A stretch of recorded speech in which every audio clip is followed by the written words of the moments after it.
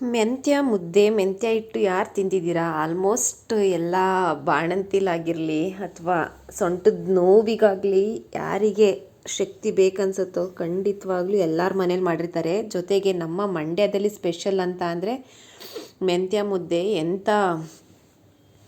ಎಂಥವ್ರಿಗೂ ಇದು ಆರೋಗ್ಯನ ಕೊಡುತ್ತೆ.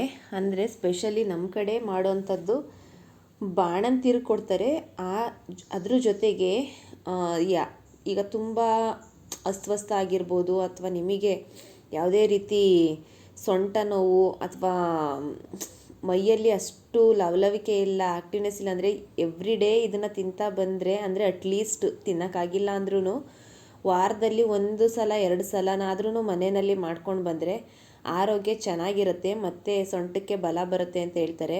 ಅದು ನಿಜನೂ ಕೂಡ. ಇದರಲ್ಲಿ ಮೆಂತ್ಯ ಹಾಕಿರ್ತಾರೆ, ಮೆಂತ್ಯ, ಗೋಧಿ, ಉದ್ದು, ಹೀಗೆ ಎಲ್ಲ ಥರ ಧಾನ್ಯಗಳನ್ನ ಹಾಕಿ ರಾಗಿ ಅಲ್ಲಿ ಒಂದೇ ಸಲ ನಾವು ಹೇಗೆ ಮಾಡ್ತೀವಿ ಅಂತ ಅಂದರೆ ನೀರನ್ನ ಇಟ್ಬಿಟ್ಟು ಸ್ವಲ್ಪ ಬೆಲ್ಲನ ಹಾಕ್ಬಿಟ್ಟು ಆಮೇಲೆ ಈ ಪೌಡರ್ನ ಮಾಡಿರ್ತೀವಲ್ವ ಅದನ್ನು ಹಾಕ್ಬಿಟ್ಟು ಮುದ್ದೆ ಮಾಡಿ ಈಗ ತುಪ್ಪದ ಜೊತೆ ತಿಂತಾಯಿದ್ರೆ ತುಂಬ ಚೆನ್ನಾಗಿರುತ್ತೆ.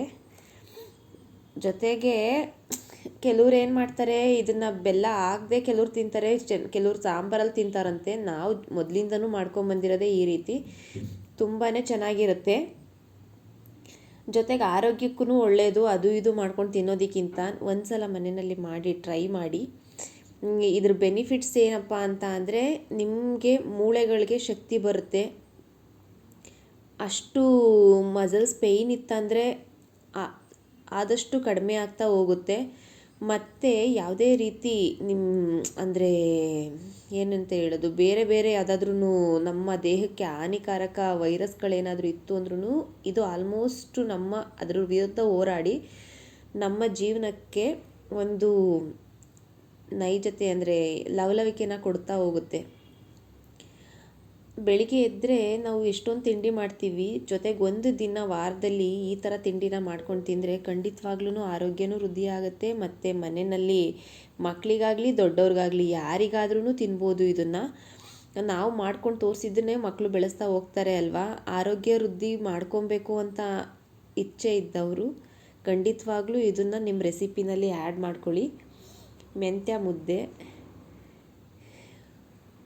ಎಷ್ಟು ತಿನ್ನೋದಕ್ಕೆ ರುಚಿಯಾಗಿರುತ್ತೋ ಅಷ್ಟು ಕೂಡ ಆರೋಗ್ಯಕ್ಕೂ ಕೂಡ ಒಳ್ಳೆಯದು.